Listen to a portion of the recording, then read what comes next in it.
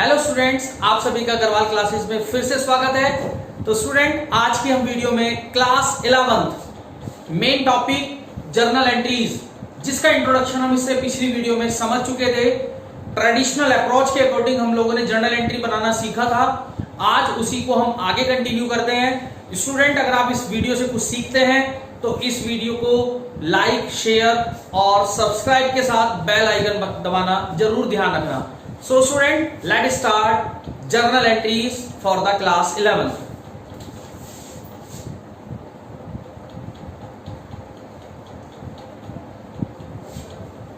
Student, आप सभी जानते हैं जर्नल एंट्रीज को करने के लिए हम लोगों ने ट्रेडिशनल अप्रोच को समझा था। ट्रेडिशनल अप्रोच को जब हमने समझा तो ट्रेडिशनल अप्रोच करते समय हमारे सामने दो चीजें आई थी। सबसे पहली बात आई थी हमारे सामने अकाउंट्स के टाइप क्या आते हैं। मैं थोड़ा सा ओवरव्यू साइड में लिख देता हूं, फिर हम क्वेश्चन सॉल्व करेंगे। सबसे पहले मैं ओवरव्यू बता देता हूं, आपको थोड़ा सा ध्यान रहेगा कि जब हम कोई भी काम करते हैं तो हमारे सामने अकाउंट्स की बात आती है। तो आपको अकाउंट्स 3 प्रकार के बताए थे। स्टूडेंट, जिन्होंने मेरी वीडियो नहीं पढ़ी वो आज घर जाकर बाद में इस वीडियो को जरूर देखना, इससे पिछली वीडियो। पर्सनल अकाउंट, इनके कुछ रूल्स बताए थे। आपको पता है कि मेरी अकाउंट्स 2 हिस्सों में डिवाइड की गई है। अकाउंट्स को कितने टुकड़ों में बांटा गया? 2। एक को कहा डेबिट और एक को कहा credit. These all things about depends on the 3 account. Number first, personal account. According to this, जो रिसीवर होता है वो डेबिट और जो गिवर होता है उसको हम क्रेडिट करते हैं। रिसीवर मतलब पाने वाला, गिवर मतलब देने वाला। दूसरे नंबर का था हमारा रियल अकाउंट। अब रियल अकाउंट क्या होता है student? According to the real account, business में जो कुछ आएगा, रियल अकाउंट में क्या क्या चीजें थी, which things you have to touch and see, जिनको आप छू भी सकते हो और देख भी सकते हो। Comes debit and goes credit. Comes debit होगा और गोस हमारा क्रेडिट होगा। तीसरे नंबर की बात आ रही थी हमारी पर्सनल रियल, और तीसरे नंबर पे था नॉमिनल अकाउंट। नॉमिनल अकाउंट, इस नॉमिनल अकाउंट के अकॉर्डिंग क्या बताया गया था? इसके भी 2 रूल थे, डेबिट और क्रेडिट। डेबिट क्या होता है? डेबिट होता है इसमें हमारा जितने भी हमारे बिजनेस के एक्सपेंसेस हैं या लॉसेस हैं वो सब तो डेबिट होंगे, और जितनी भी हमारी इनकम्स हैं या मेरे प्रॉफिट्स हैं वो दोनों चीजें क्रेडिट होती है। मैं आज जो आपको जर्नल एंट्री का पूरा बेस समझाऊंगा, पूरा फॉर्मेट समझेंगे। पहले मैं बस 2 मिनट की रिव्यू बताना चाह रहा था। इन चीजों को समझना हमारे लिए बेहद जरूरी है। स्टूडेंट, ट्रेडिशनल अप्रोच में अगर आप जर्नल एंट्री करना चाहें तो बस आप इन 3 चीजों को याद रख लें। किसी भी लेवल तक की आप एंट्री देख लेना। अभी हम अगली वीडियो में जीएसटी पे भी आएंगे, हमें जीएसटी भी समझनी है नेक्स्ट वीडियो में। लेकिन सबसे पहले यहां पर आपको ये 3 अकाउंट समझने बहुत जरूरी हैं, पर्सनल, रियल या नॉमिनल। इसी पे हम एक अकाउंट आप ही बताएंगे, सॉल्यूशन भी आप ही तैयार करेंगे। मैं तो सिर्फ आपका हेल्पिंग हैंड बनूंगा। आप खुद कहेंगे सर जर्नल एंट्री में हमें कोई डाउट नहीं है। पर्सनल अकाउंट, रियल अकाउंट और नॉमिनल अकाउंट, तीनों में सिर्फ आपको 2 ही चीज बताई, what is debit and what is credit. यही चीज आपको ध्यान में रखनी है। तो स्टूडेंट, अब हम जर्नल एंट्री करेंगे, एक क्वेश्चन बुक का करेंगे, जिसके अकॉर्डिंग पहले आज आपको जर्नल एंट्री का फॉर्मेट पता होना चाहिए। जर्नल एंट्री का जो फॉर्मेट है उसकी शुरुआत होती है डेट से। डेट के बाद आता है हमारा पर्टिकुलर।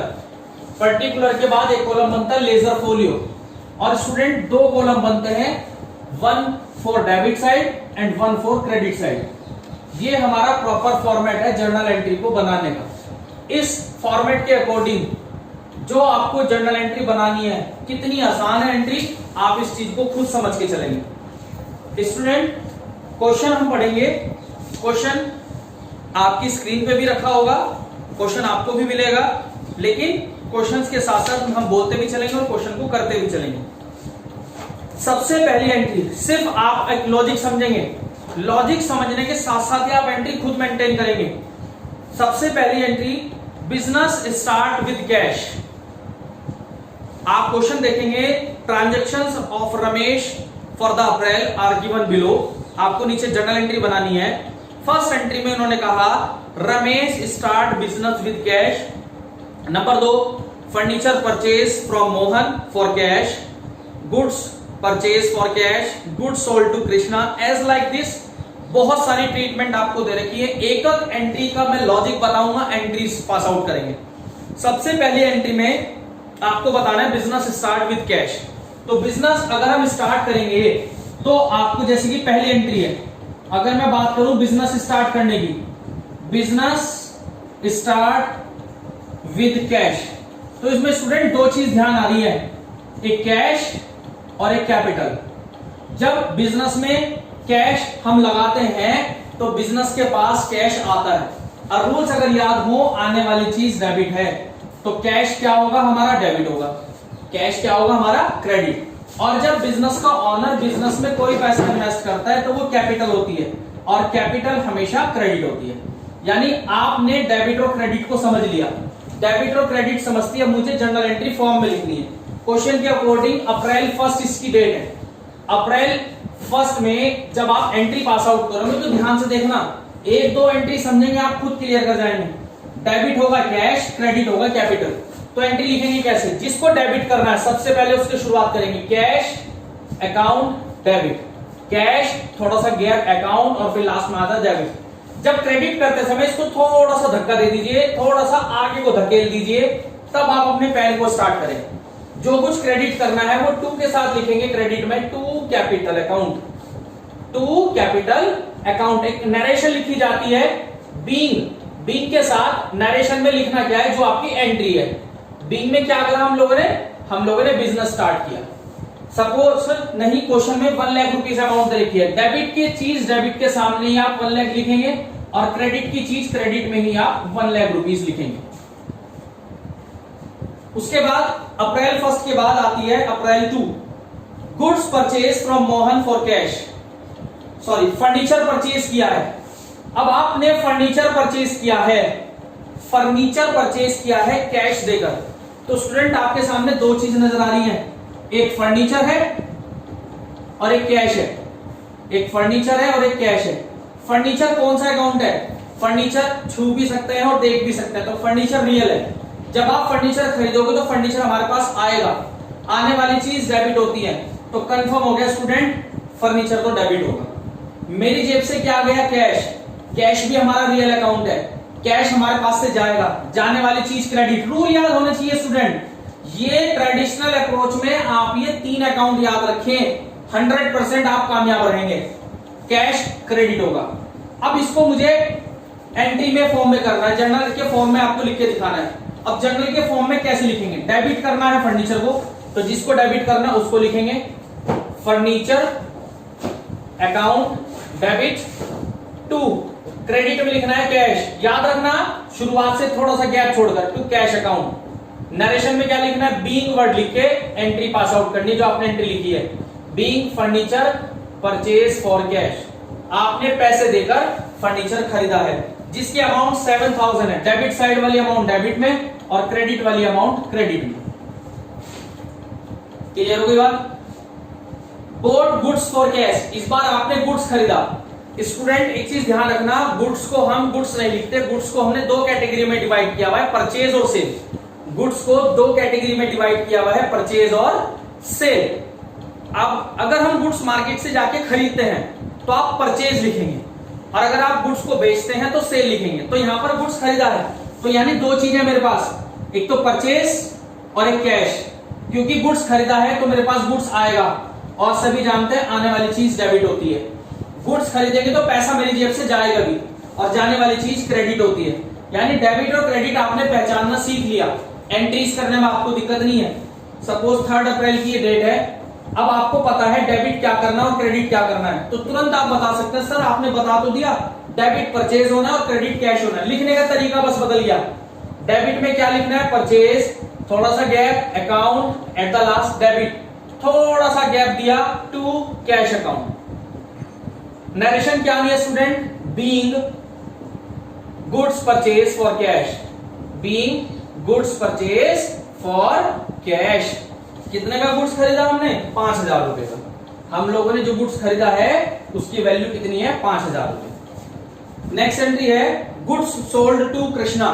इस बार दो चीज आई, हमने कृष्णा को गुड्स बेचा, तो यानी दो चीज नजर आ रही है। एक तो मुझे नजर आ रहा है कृष्णा,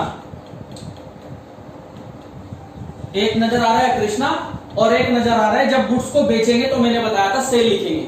गुड्स को हमने दो कैटेगरी में डिवाइड किया हुआ है, if goods purchase that's called purchase, when goods sold that's called sale. अगर आप गुड्स खरीद रहे हो तो डेबिट लिखेंगे, सॉरी अगर आप गुड्स खरीद रहे हो तो परचेज लिखेंगे, अगर आप गुड्स को बेच रहे हो तो सेल। तो पहले सोचने वाली बात है, कृष्णा हमारा कौन सा अकाउंट है? पर्सनल अकाउंट है। जब हमने कृष्णा को गुड्स बेचा तो कृष्णा उस गुड्स को पाने वाला है, रिसीवर है, और स्टूडेंट सभी जानते हैं रिसीवर डेबिट होता है, तो कृष्णा को तो डेबिट करना पड़ेगा। और गुड्स को बेचा है तो गुड्स मेरे पास से चला गया, और गोस क्रेडिट होता है तो सेल क्रेडिट होगा। डेबिट और क्रेडिट पहचान कर ली, एंट्री में डाउट नहीं है लिखने में। 13 डेट की एंट्री है, अप्रैल 13। अब तो आपके माइंड में खुद ही चल रहा होगा कि सर क्या लिखने वाले हैं। सबसे पहले डेबिट किसको करना है? कृष्णा को। कृष्णा डेबिट, याद रखना नाम के साथ कभी भी अकाउंट मत लगाना, नाम के आगे नाम को खाली छोड़ना है, नाम के साथ अकाउंट लगाने की रिक्वायरमेंट नहीं है। जबकि क्रेडिट में क्या लिखना है? सेल्स, और उसके साथ अकाउंट लगना ही है। बीइंग नरेशन आनी है। नरेशन क्या थी student? Being goods sold to Krishna. और अमाउंट की बात अगर हम करें तो अमाउंट 1500 दी हुई है, तो डेबिट वाली अमाउंट डेबिट में और स्टूडेंट क्रेडिट वाली अमाउंट क्रेडिट में। ऐसे ही अगली है बोट गुड्स फ्रॉम श्याम, ये आप खुद करके देख सकते हैं। रिसीव फ्रॉम कृष्णा, अब यहां पर भी दो चीजें आ रही है, रिसीव फ्रॉम कृष्णा। जब कृष्णा से पैसा मिला है तो आप ये सोचिए कृष्णा से रिसीव होने का मतलब क्या हुआ कि दो चीज मेरे सामने आ रही है, एक तो मुझे कैश दिखाई दे रहा है और एक कृष्णा दिखाई दे रहा है। कैश क्या है? कैश मेरे पास आएगा और आने वाली चीज डेबिट होगी। कृष्णा कौन है? कृष्णा पैसे को देने वाला है, गिवर है, और गिवर हमेशा क्रेडिट होता है। तो कंफर्म हो गया कि जर्नल एंट्री के दो ही पहलू में, दोनों में पहचान चुका क्या डेबिट होना है और क्या क्रेडिट होना है। तो स्टूडेंट एंट्री के अकॉर्डिंग डेबिट किसको करना है? कैश को। तो मुझे एंट्री करने में डाउट है ही नहीं, क्योंकि मैं जानता हूं लिखना। डेबिट किसको करना है? कैश को, कैश अकाउंट डेबिट। और क्रेडिट किसको करना है? कृष्णा को, उसको कृष्णा करूंगा। नरेशन बीइंग कैश रिसीव, मुझे पैसा मिला है। डेट क्या थी? 24 1500, अप्रैल 24 1500। तो स्टूडेंट कुछ एंट्रीज मैं आपको बता के चल रहा हूं, आगे समझेंगे। शाम को पेड करा, cash sale for the month, जैसे कि एंट्री कंफ्यूजन डालती है, cash sale for the month, समझ में नहीं आता कि कैश कैसे बिक गया। मतलब है कि हमने गुड्स को बेचा है और तुरंत कैश रिसीव किया है। तो स्टूडेंट हमारे सामने फिर दोबारा से दो चीज आ रही है, एक कैश और एक सेल। गुड्स बेचा है, कंफर्म है पैसा आया है। कहां आया है? फर्म में, और फर्म के अकॉर्डिंग अगर पैसा आता है तो आने वाली चीज डेबिट होती है। और सेल क्या है? गुड्स है, बेचेंगे तो गुड्स मेरी फर्म से जाएगा, जाने वाली चीज क्रेडिट होती है। तो कंफर्म है गुड्स जाएगा और जाने वाली चीज क्रेडिट होती है। तो एंट्री फिर दोबारा से पता लग गया मुझे, डेबिट और क्रेडिट। अप्रैल 26 की एंट्री है ये हमारी।